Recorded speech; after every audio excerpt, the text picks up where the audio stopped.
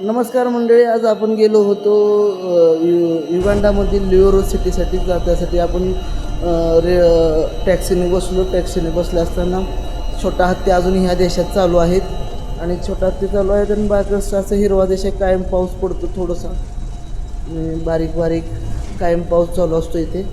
आणि परत ह्या देशात अजूनही 2 पदरीचा रोड आहे, अजूनही भारतापेक्षा 20 वर्षांनी महाग आहे. आणि दुसरी गोष्ट सांगणार, देशाची मुख्य प्रामुख्याने शेती ही कॉफी आणि मका आणि फळभाज्या ह्याच्यावर अवलंबून असून आणि असे छोटे छोटे हे आहेत. ते छोटे छोटे दुकानात जवळपास 40 रुपये किलो, 40 रुपयाला एक सेब. बाकी सगळे किराणा दुकानात असे जर मिळणार आहे, तिथे ओपनली दारू विकली जाते. आणि हे तुम्ही बघू शकता, लिओरो ही सिटी आहे. तिथे सगळे रिक्षावाल्यासाठी छोट्या छोट्या गाडीने जातात. ही आईस्क्रीम बघितली तर ती 40 रुपयाची आईस्क्रीम आहे इंडियन रुपीजमध्ये. आणि बाकी आता तुम्हाला किराणा दुकानाच्या बाबतीत सांगतो, 200 रुपये किलो घुंगरू शेंगदाणे. म्हणजे ह्या देशात महागाई ही खूप आहे, कारण का फक्त फळं सोडली तर बाकीचे भरपूर गोष्टी इथं महाग आहेत त्या.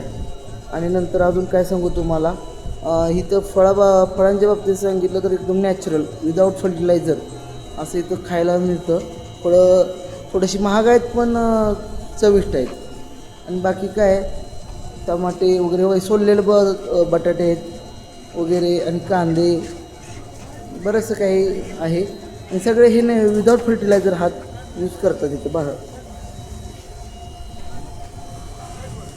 चला, असे छोटे छोटे व्हिडिओ परत बघू आपण. आणि अशाच बघण्यासाठी लाईक करत राहा, फॉलो करत राहा. चला, पुन्हा जरा